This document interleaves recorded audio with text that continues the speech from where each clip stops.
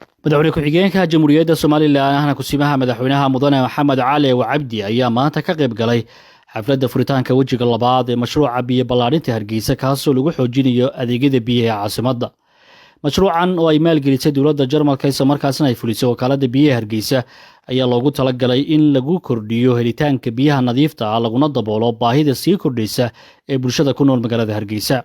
munaasabadda waxaa kaloo ka qayb galay gudoomiye ku-xigeenka koowaad ee golaha wakiilada xubno ka tirsan golaha wasiirada barasaabka gobolka Maroodi Sheekh meerka caasimadda Hargeysa maamulka wakaaladda biyaha hay'adaha caalamiga ee wada shaqaynta la leh Soomaaliland iyo qaybaha kala duwan ee bulshada.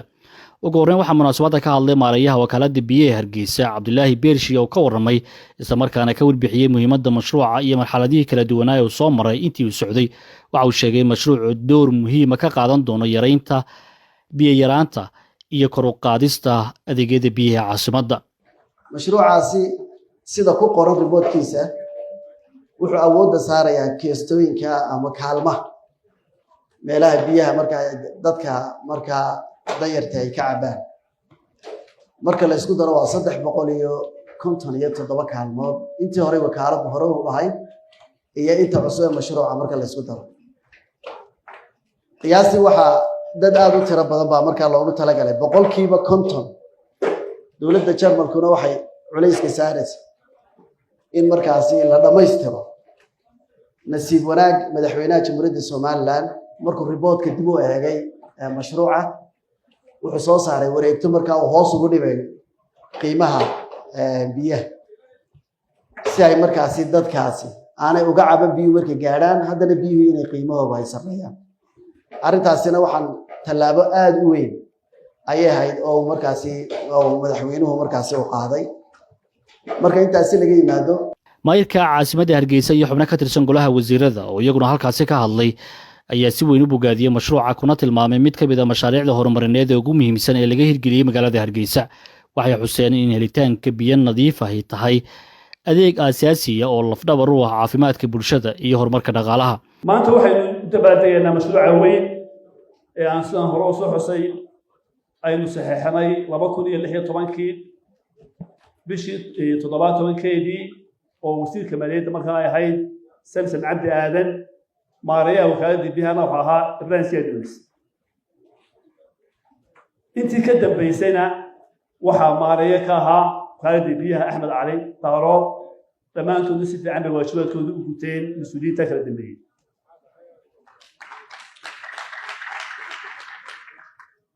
kobaca Hargeysa iyo tirada dadka ee sii kordhaysa waxay laga maarmaan ka dhigaysaa in la helo biyo ku filan oo nadiif ah.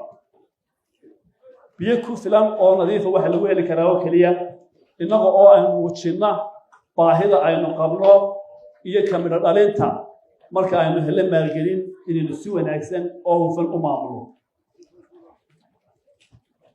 waxaan aad iyo aad ugu dardaarmayaa مسؤول كست أو دولتين وعن حصة ما أنت مسؤول كأنه فردنا أنه فردنا مسؤول كأو كهذه بيها هالكيسة إن ونوّر أما كبر كست أو حلقة مثلا أي وجبات كده وصباحه سبعة نماء حلقة نماء أو مدة أو أريجيو وكم تلاجيو استمر كان أو قبته وبحر وهرما العلم يا dowladda Jarmalka iyo banka KfW oo Soomaaliland iyo wasaaradahan iyo wakaaladahan wax badan naga caawiyay imikana aan ka rajeynayno inay noo sii wadaan. kelmadeedu mahadnaq ku koobnaan doontaa. waxaan xusayaa wakaaladda biyaha Hargeysa Cabdullaahi Beershi waxaan isleeyahay markaan arkay dadaalkooda iyo aqoontooda iyo siday u daleynayaan inay Hargeysa waraabiyaan inay u suurtagelayso inay dhamaystiraan in la helo biyo Hargeysa ku filan. laakiin waxaan Cabdullaahi ku sheegayaa waxay laynaga rabo adigu waxaad sheegtay meesha aad taagan tahay laakiin waxaan rabaa inaan ku yar calaamadiyo in laga doonayo in qof kasta oo Hargeysa ku nool helo biyo nadiif ah. daraasaddaas waxay sheegaysaa in 724 milyan oo dollar ay Soomaaliland u baahan tahay si ay u hesho biyo ku filan oo ay reer Somaliland ka yidhaahdaan.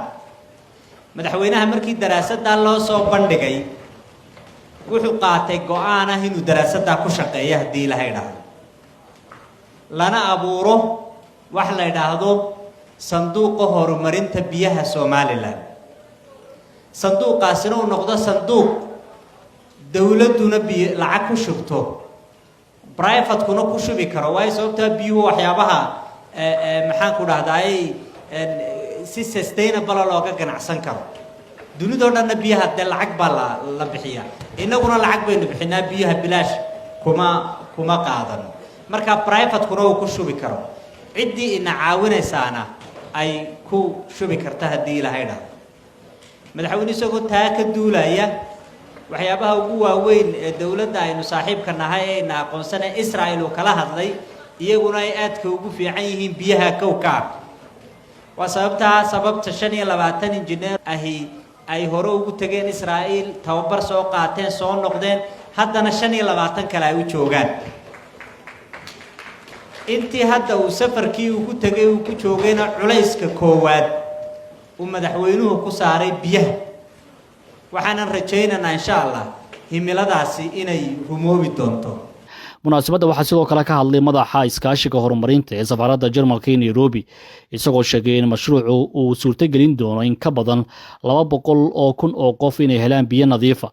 waxa uu xusay in dawladda Jarmalku mashruucan ku maalgelisay in ka badan 23 milyan oo euro isagoo sidoo kale ku dhawaaqay maalgelin dheeraad oo dhan 10 milyan oo euro si loo sii xoojiyo maamulka waara ee kheyraadka biyaha.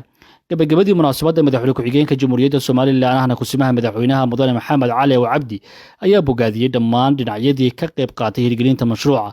waxa uu sheegay in wajiga labaad ee mashruuca biyo balaarinta Hargeysa uu wax weyn ka tari doono biyo yaraanta ka jirta caasimadda korna u qaadi doono tayada biyaha ama adeegyada biyaha ee ay helaan muwaadiniintu. waxa kale oo cadeeyay in xukuumaddu sii wadi doonto dadaalada lagu horumarinayo adeegyada biyaha, korontada iyo kaabayaasha kale ee muhiimka u ah nolosha shacabka. maareeyuhu wuxuu ka dhawaajiyay boqolkiiba nus boqolkiiba 50 inay biyaha la soo saaray Hargeysa yihiin. meeyer maareeyaha waxaan leeyahay meeyerkaba way idin garab taaganahay. wasiirkii maaliyaddu waa fadhiyaa lixajacada waa ka ilaalin inuu lacagta ku adkaado markay biyaha Hargeysa timaado iyo biyaha Somaliland waanu maqlaynaa.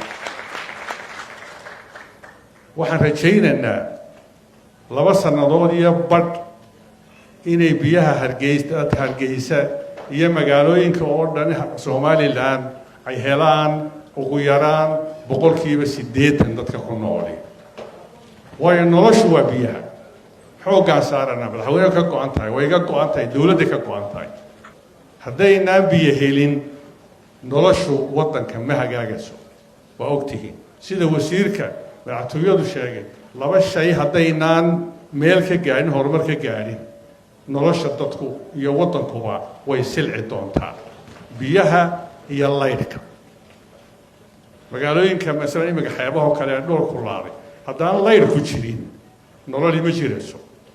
wadankan adduunyada cimilada isbedelaysa Hargeysa waxa la arki doonaa haddii la yiraahdo kulaylkeegu gaadho inta xeebaha imika maanta ay taagan yihiin xeebuhuna dhaafaan aan ku dadaalo ganacsatada waan mahadnaqayaa waa bogaadinayaa laakiin labadaa shay yaynaan macaash ka raadinin. biyaha iyo korontada yaynaan macaash way ka raadinin.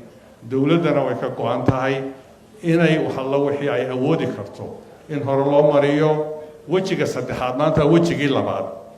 meeyerkuna waa maareeyuhuna waa kan fadhiya meeyerku waa jooga wajiga saddexaad insha Allah waxaan rajaynaynaa inay magaalada Hargeysa biyuhu 80% gaadhaan hadday maanta 50% tahay.